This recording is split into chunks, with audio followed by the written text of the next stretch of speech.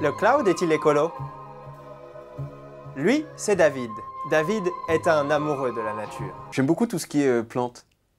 Alors, en bon amoureux de la nature, il fait ce qu'on lui a toujours dit qu'il fallait faire. Il n'imprime rien du tout et il met tous ses fichiers sur Internet, dans ce qu'on appelle le cloud.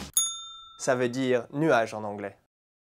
Comme ça, David ne gâche pas de papier et la planète est sauvée. Ah non mais les gens qui impriment des trucs, c'est des je vais pas... Sauf qu'en fait, David a tort. Car le cloud, dans la vraie vie, ce n'est pas du tout un joli nuage. C'est ça. Un data center. Et les data centers consomment énormément d'électricité. Une électricité souvent produite dans des usines qui polluent. Par exemple, lorsque vous envoyez une photo d'1 mégaoctet par mail à un ami, c'est exactement comme si vous laissiez une ampoule de 60 watts allumée pendant 25 minutes ou que vous rejetiez 10 grammes de CO2 dans l'atmosphère. En tout, en 2012, 2% de la production électrique mondiale a été utilisée par ces garages à serveurs. Mais alors pourquoi les data centers consomment-ils autant? Eh bien pour au moins deux raisons. La première, c'est que les données doivent être accessibles 24 heures sur 24. Les serveurs sont donc allumés en permanence.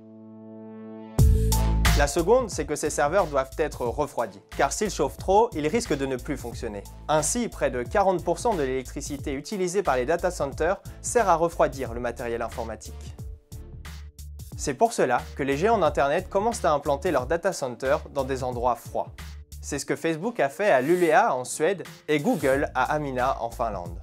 Alors, si vous voulez sauver la planète, la meilleure solution, c'est d'effacer du cloud les mails que vous ne lirez plus, les photos et les vidéos que vous ne regardez pas. Car sur le cloud, une photo par exemple, consomme de l'électricité même lorsque l'on ne la regarde pas. Contrairement à une photo imprimée sur papier, qui ne pollue plus une fois rangée dans un album.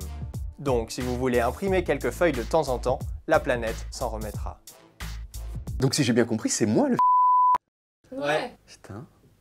Ouais, je savais pas... C'est intéressant. Certains géants de l'Internet commencent à prendre en compte l'impact écologique de leurs data centers et développent des énergies vertes pour les alimenter. En 2017, Greenpeace révélait ainsi qu'Apple, par exemple, avait utilisé 83% d'énergie renouvelable, contre à peine 15% en 2012.